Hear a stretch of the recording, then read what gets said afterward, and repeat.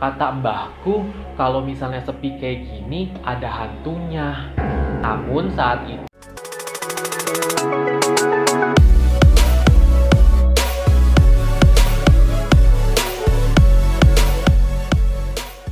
halo kawan online, balik lagi di channel YouTube gue Azam Gani. Hai kawan online, gimana kabarnya? Mudah-mudahan dalam keadaan sehat dan tetap baik-baik aja ya.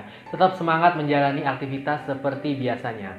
Buat kawan online yang sudah mengklik video ini, gue ucapin terima kasih banyak. Dan buat yang baru bergabung di channel ini, selamat datang. Jangan lupa subscribe channel ini dan like, komen, dan share supaya channel ini bisa lebih berkembang. Dan jangan lupa tekan lonceng notifikasinya tuh yang ada di situ supaya kalau gue upload video berikutnya kalian gak ketinggalan. Seperti biasa, kalau gue udah hadir bersama kalian, tandanya kalian kembali lagi di Zam Taror, Azam Cerita Horor.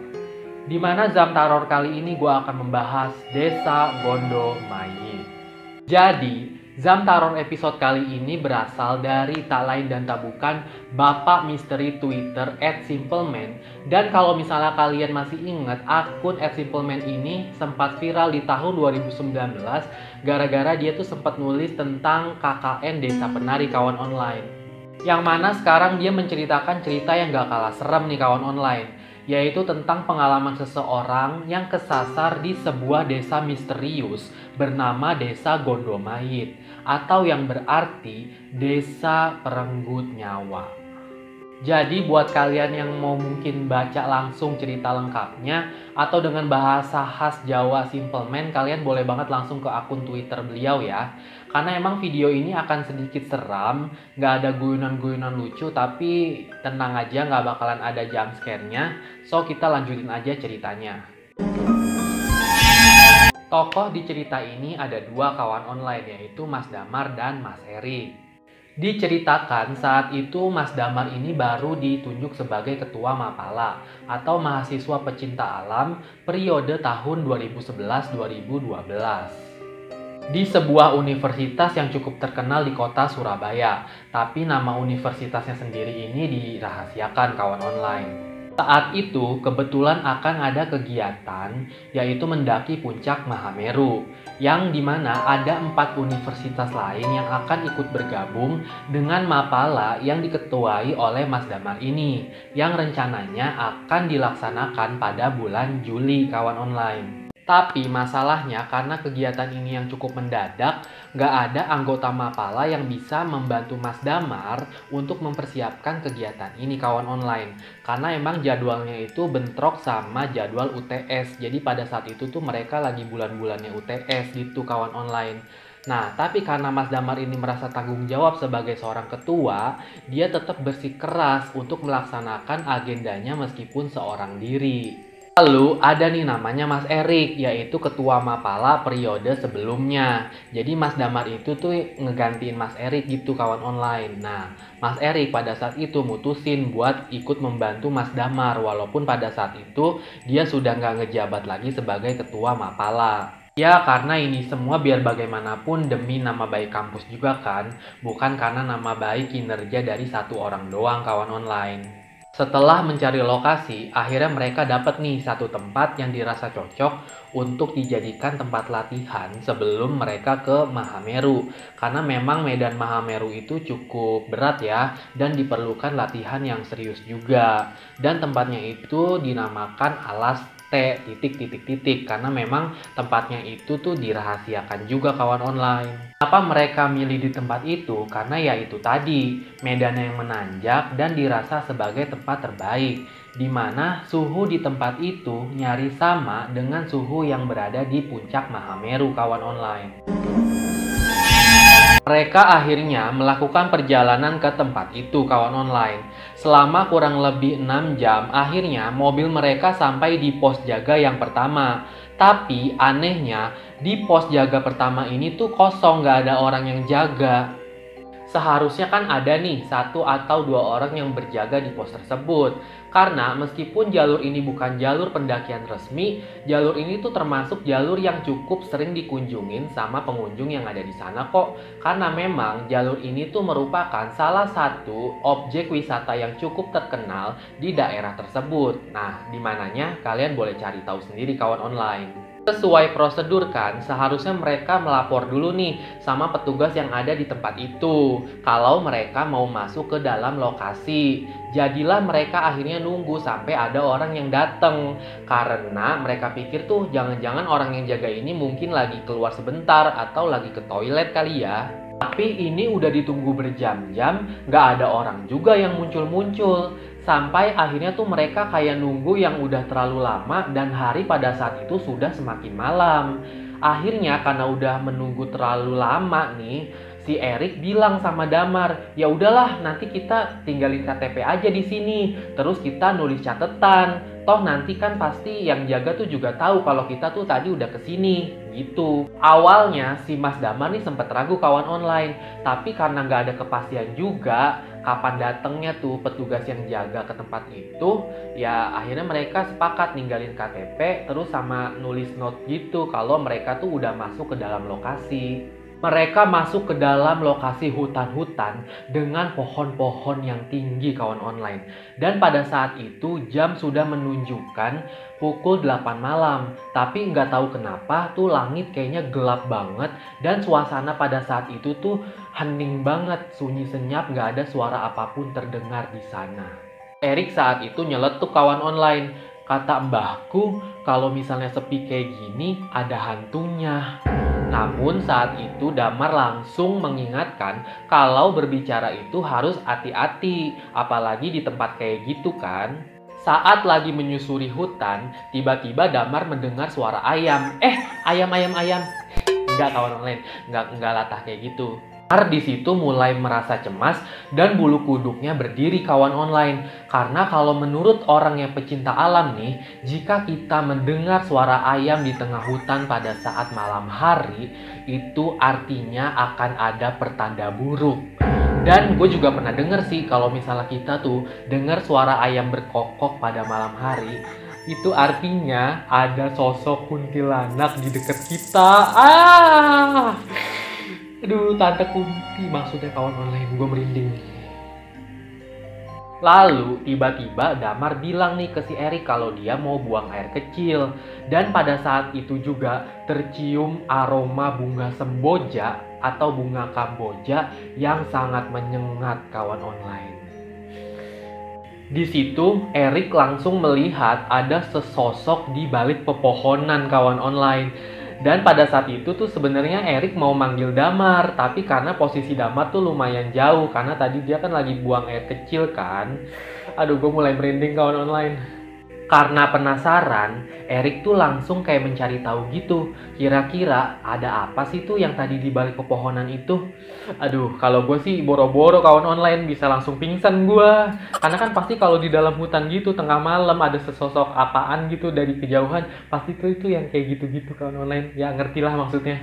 Dan bener aja kan kawan online, pas dideketin nih sama Erik, baru tuh kelihatan ternyata sosok yang berada di bawah pohon itu adalah sosok yang tinggi dan memakai baju putih kawan online. Astagfirullahaladzim.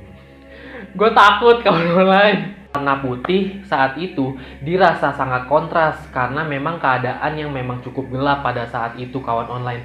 Dan bener aja sosok itu adalah sosok kuntilanak kawan online. Allahu Akbar.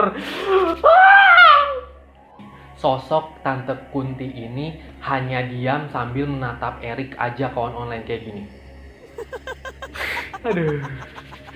Gak mencoba mendekati atau mengganggu Erik saat itu. Nah akhirnya tuh Erik mutusin buat balik badan atau puter arah dan langsung mutusin buat nyamperin Damar. Allahu Akbar. Ini tuh baru permulaan kawan online, belum di tengah-tengah cerita. Erik sendiri sebenarnya takut, tapi sebagai anak alam yang udah bertahun-tahun, hal seperti ini tuh dia udah sering denger. Jadi ya gak terkejut-terkejut banget gitu kawan online. Cuman kayak, oh jadi ini akhirnya gua ngerasain dan ngeliat sendiri gitu kawan online. Saat bertemu Damar, Erik gak menceritakan apa yang tadi dilihatnya. Sampai akhirnya mereka berdua tuh tiba di sebuah tanah yang cukup lapang yang seharusnya pada saat itu sudah dekat dengan pos kedua.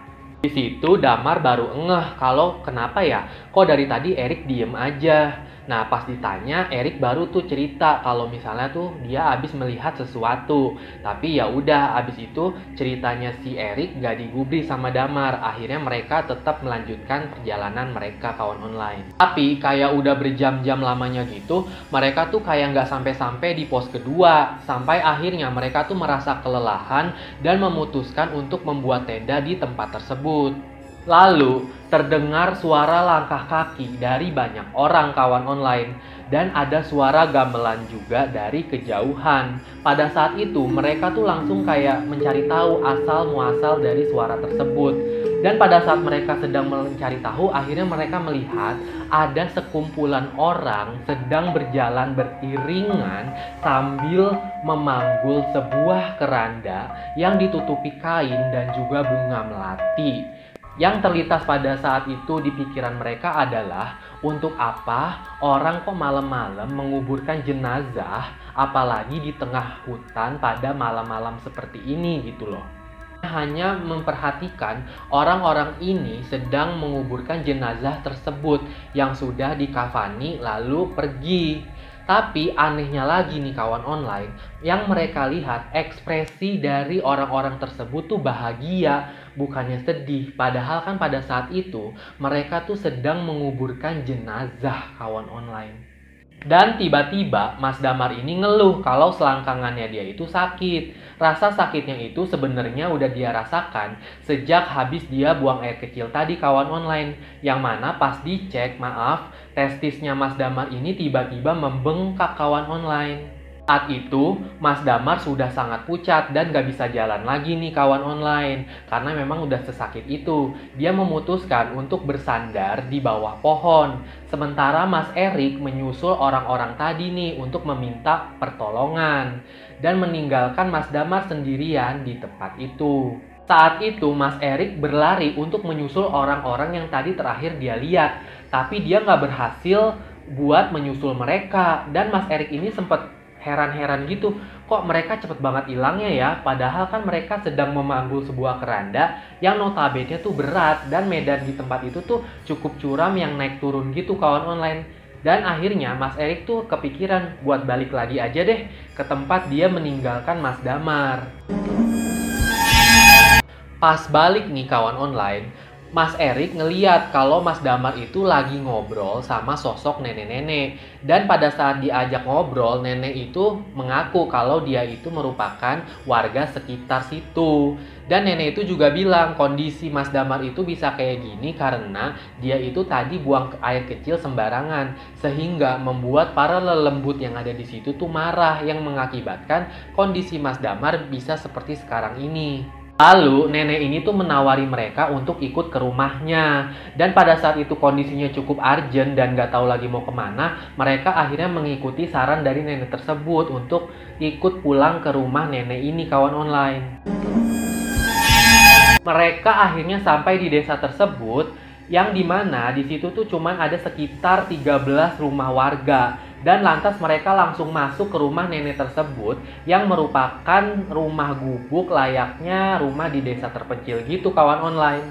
Nah, setelah berada di dalam rumah nih kawan online, nenek yang akhirnya dipanggil dengan sebutan Mbah Dok ini memberikan Mas Damar sebuah minuman yang diambil dari air di dalam sebuah kendi yang katanya udah dibaca-bacain gitu deh. Yang katanya kalau misalnya Mas Damar minum ini, dia tuh bisa sembuh gitu dari penyakitnya. Dan Mbah Dok juga bilang pada saat itu sama mereka berdua kalau mereka nginep di sini aja dulu karena ini udah malam, bahaya kalau misalnya kalian keluar pada malam hari.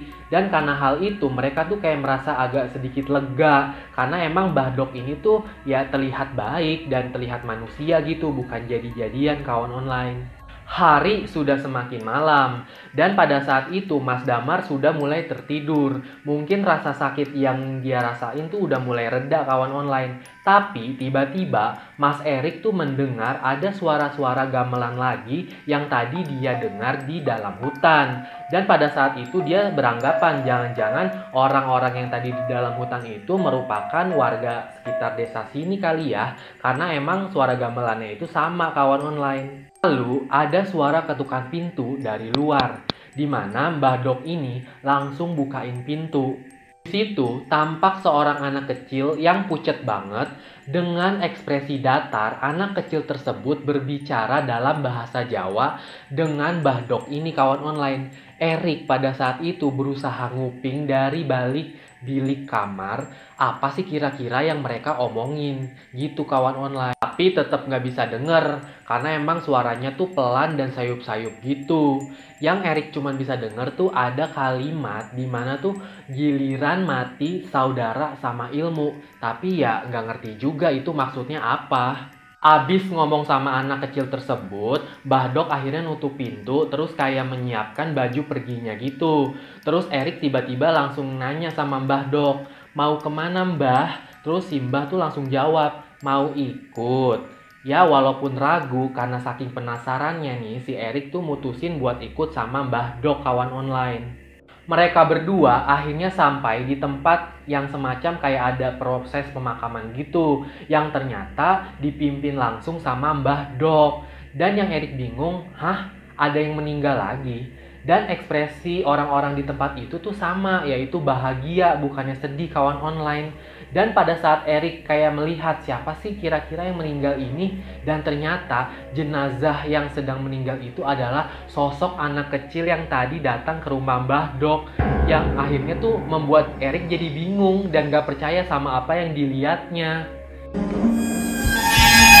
Sementara itu, Mas Damar yang tadinya lagi tertidur tiba-tiba kebangun nih kawan online. Dan pada saat dia terbangun, rumah dalam keadaan kosong. Karena emang kan Mas Erik sama Mbah Dok kan lagi di proses pemakaman tadi kan.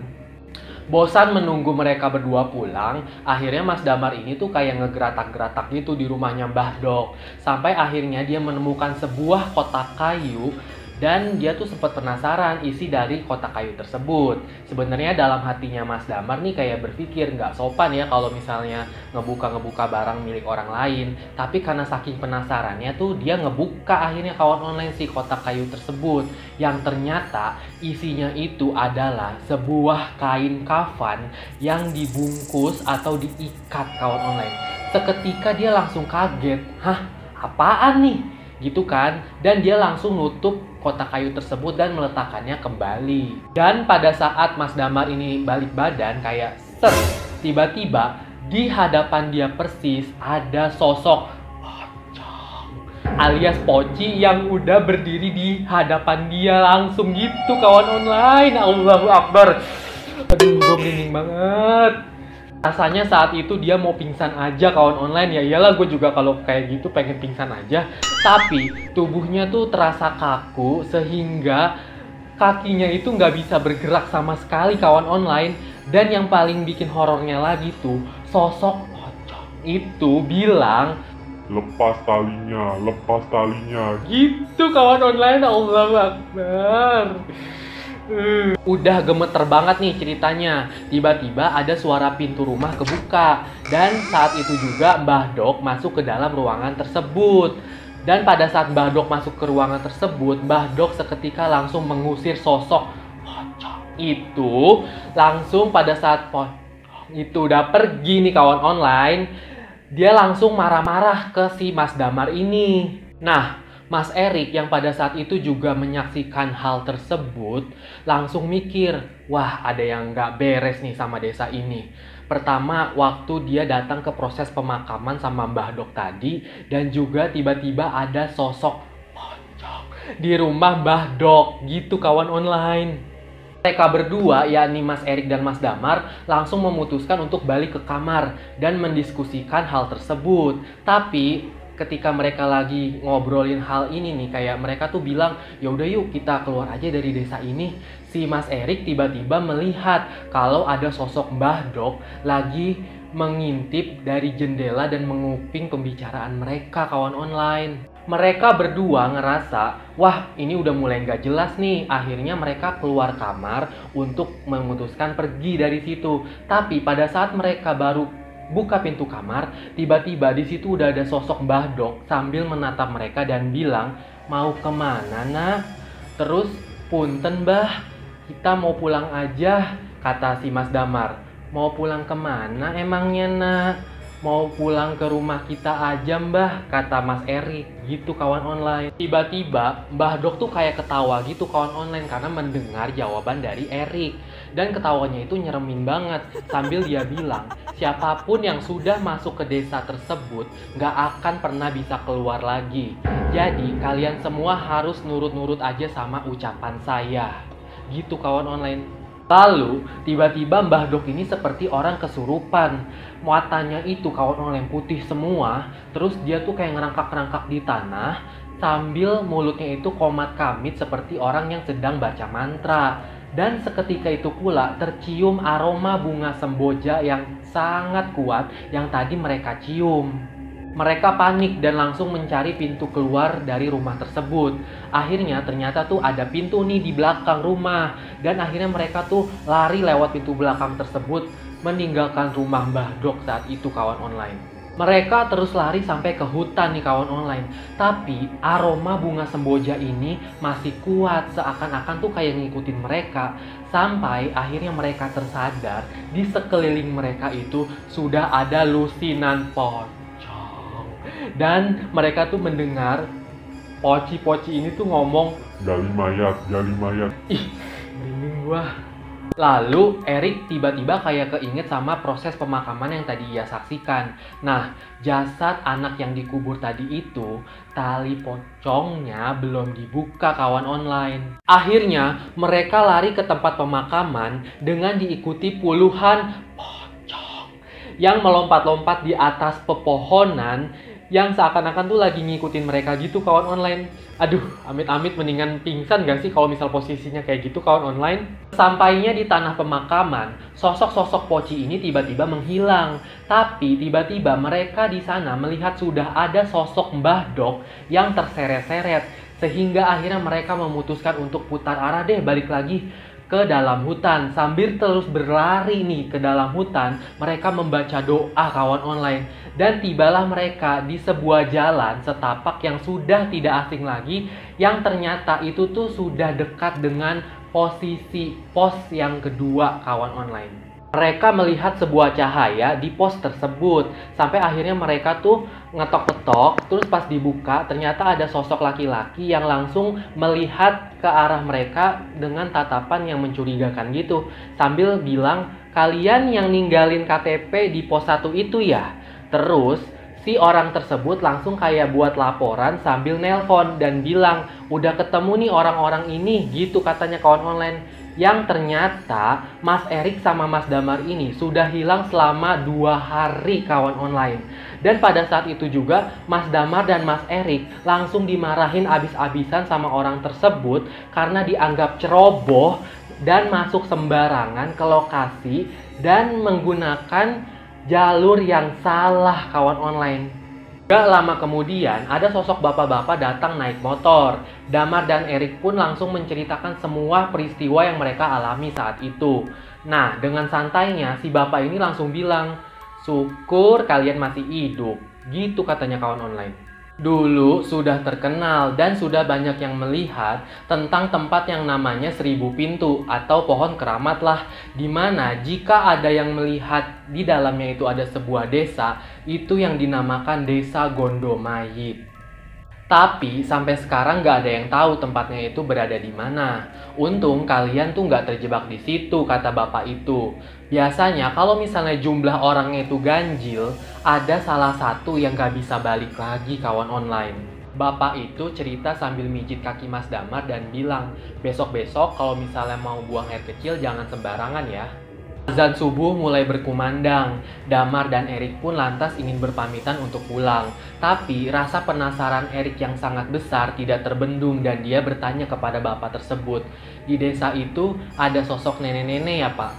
Bapak itu terus jawab, nenek itu disebut Sarti. Nah, sampean tahu kalau sosok pocong itu bisa diikat sama ilmu hitam? Nah, sakti itu hanyalah sebuah gelar. Pocong itu bisa dikirim untuk mencelakai siapapun. Misalnya kayak mengganggu bisnis orang lain. Nah, desa tersebut konon dimiliki oleh si Sarti. Misteri Sarti atau Mbah Dok ini nggak ada yang tahu kawan online. Dan sosok pocong-pocong yang diikat dengan ilmu hitam itu nggak ada yang tahu juga sebenarnya tuh digunakan untuk apa. Semua masih menjadi misteri sampai sekarang. Yang penting Mas Damar dan Mas Erik ini bisa pulang dengan selamat. Jadi, itu cerita tentang desa Gondomait di mana sosok Sarti atau Mbah Dok ini dipercaya mempunyai ilmu hitam, di mana dia tuh menyimpan tumbal-tumbalnya itu sebagai sosok pocong yang digunakan untuk pesugihan atau apa, kita nggak pernah tahu. Nah, buat kalian kalau misalnya punya cerita lain atau pendapat lain tentang desa Gondomait ini, kalian boleh banget komen di bawah supaya kita bisa diskusi bareng. So, akhir kata gue mau ngucapin terima kasih banyak buat yang sudah menyaksikan episode Zam Tarot kali ini. Jangan lupa kalian like, subscribe, komen, dan share karena itu sebagai bentuk dukungan supaya channel Azam Gani bisa menjadi lebih baik lagi ke depannya.